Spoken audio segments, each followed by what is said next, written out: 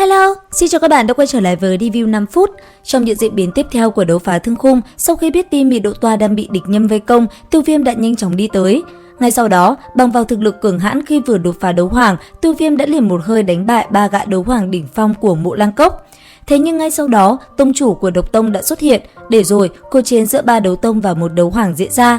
Trong cuộc chiến đó, tông chủ Độc Tông cùng Mỹ Độ Toa giao đấu rất quyết liệt, thế nhưng giữa hai người họ vẫn bất phân thắng bại. Còn Tiêu Viêm cùng Nhạn Lạc Thiên, cuộc chiến còn gay cấn hơn khi giai đoạn đầu, Lạn Nhạc Thiên bằng vào thực lực đấu tông đã chấn bay Tiêu Viêm ra xa. Tuy nhiên, khi trận chiến gần về cuối, Nhạn Lạc Thiên trong lúc truy đuổi Tiêu Viêm, hắn ta đã sập bẫy. Nhân lúc tên kia không để ý, Tiêu Viêm đã liền tung ra một đóa Phật nộ hỏa liên bắn thẳng về phía hắn ta, làm nơi đây như nổ tung. Sau đó, khi khói bụi vừa tan đi, mang theo chút hơi thở tàn, Nhạn Lạc Thiên cũng phải bỏ chạy mất mật về phía xa. Còn Mỹ Độ Toa và tông chủ Độc Tông, đang trong lúc hai người đang giao chiến, Tiêu Viêm lại đột nhiên phóng lại gần. Thấy thế, tông chủ Độc Tông bịt mặt kia linh hồn dao động, bởi vậy trong một thoáng lơ là, nàng ta đã bị Mỹ Độ Toa đả thương, thân thể bị chấn bay ngược lại.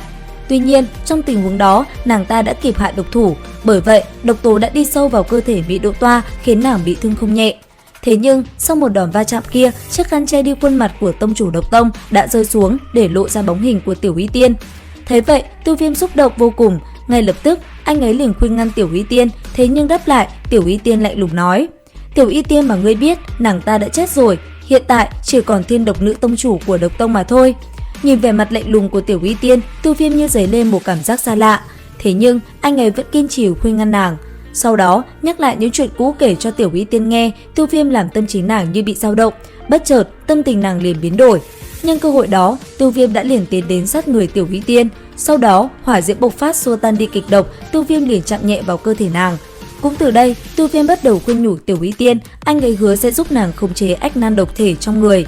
Bởi vậy, Tiểu Y Tiên đã nghe theo Tiêu Viêm, thu lại độc tố trong người Mỹ Độ Toa. Sau đó, nàng liền nói với Tiêu Viêm, chỉ cần giúp nàng khống chế ách nan độc thể, nàng sẽ thu quân trở về. Thế nhưng ở phía xa, Mỹ Độ Toa đang tức giận, nàng vẫn muốn cùng Tiểu Y Tiên đối chiến. Nhờ có Tiêu Viêm can ngăn, hai nữ nhân này mới dịu đi phần nào. Chưa hết, sau đó, Tiểu Y Tiên còn tiết lộ một bí mật.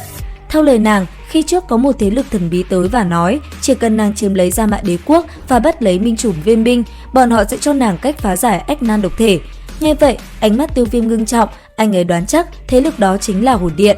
Còn Tiểu Y Tiên, sau khi nói cho Tiêu Viêm những gì mình biết, nàng cũng nhắc cho nam nhân kia ách nan độc thể trong cơ thể mình chuẩn bị bộc phát. Bởi vậy, hiểu sự tình cấp bách, Tiêu Viêm liền hẹn Tiểu Y Tiên đến gặp mình sau khi đại chiến kết thúc. Nghe xong, Tiểu Y Tiên gật đầu đồng ý. Hướng về phía đại quân của ba nước, Tiểu Y Tiên liền hạ lệnh tất cả thu quân, và tất nhiên không có ai dám trái lời nàng.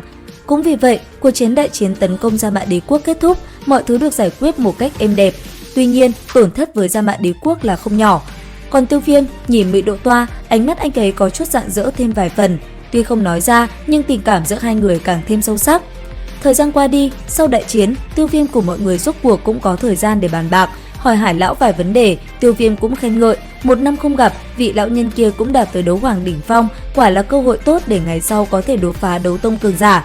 Sau đó, trò chuyện một hồi, Tiêu Viêm cũng nắm qua được mọi thứ xảy ra trong một năm qua, biết đại ca mình đã sắp xếp ổn thỏa, Tiêu Viêm mới thở phào.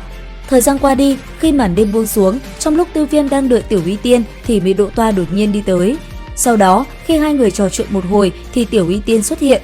Ngay lập tức, nàng liền nói cho Tiêu Viêm biết chuyện rút quân xảy ra vấn đề.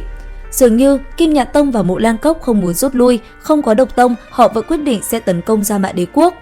Nghe vậy, sắc mặt Tiêu Viêm có chút âm trầm, còn Mỹ Độ Toa, nàng đã liền đưa ra phương án ám sát Lạn Nhạc Thiên cùng Mộ Lan Tam lão.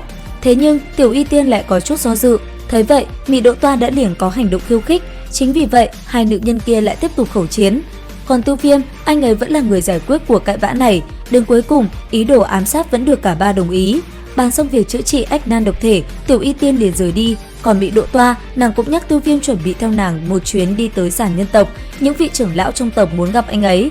Nghe vậy, Tiêu Viêm đứng hình. Và liệu rằng đến Sản Nhân tộc, Tiêu Viêm sẽ có tin vui hay buồn? Theo dõi kênh để biết thêm chi tiết nha. Xin chào và hẹn gặp lại!